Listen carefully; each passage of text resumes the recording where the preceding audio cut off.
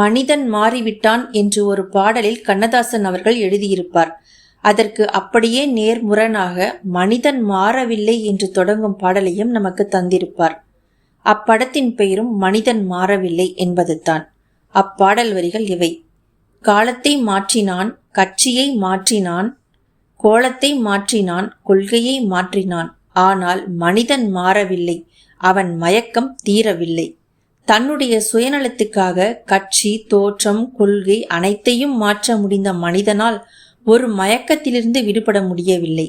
பாடலின் அடுத்த வரிகள் இவை: காட்டு நிலங்களை மாற்றிவிட்டான், அவன் கரடி புலியையும் அடக்கிவிட்டான், இமயத்தில் கொடியை ஏற்றிவிட்டான், இந்த வானில் உலகை மாற்றிவிட்டான், ஆனால் மனிதன் மாறவில்லை, அவன் மயக்கம் தீரவில்லை.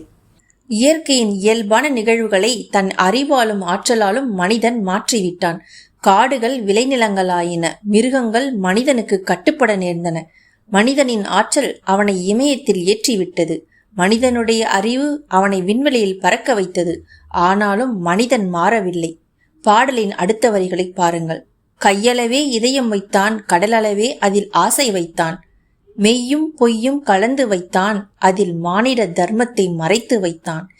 ஏனோ மனிதன் மாறவில்லை, அவன் மயக்கம் தீரவில்லை. மனிதனுக்கு கையளவு இதயம் வைத்தது யார்? இறைவன். அதில் கடல் போல் ஆசையை வைத்தது யார்? இறைவன். வாழ்க்கையில் மெய்யையும் பொய்யையும் கலந்து வைத்தவன் யார்? இறைவனே. அந்த வாழ்க்கையில் மானிடர் வாழ வேண்டிய தர்மத்தை மறைத்து வைத்தவன் யார்? அதே இறைவன்தான். இறைவனின் படைப்பான இயற்கையை தனது அறிவாலும் ஆற்றலாலும் மாற்றியவன் மனிதன். ஆனால் அவனுக்குள்ளேயே இறைவன் மறைத்து வைத்துள்ள மானிட தர்மத்தை தனது அறிவாலோ ஆற்றலாலோ அவனால் வெளிப்படுத்தவே இயலவில்லை. வெளியில் உள்ள எல்லாவற்றையும் மாற்ற முடிந்த மனிதனால் தனக்கு உள்ளே இருக்கும் மனதை அவனால் கட்டுப்படுத்த முடிவதில்லை, அதை மாற்றவும் முடிவதில்லை.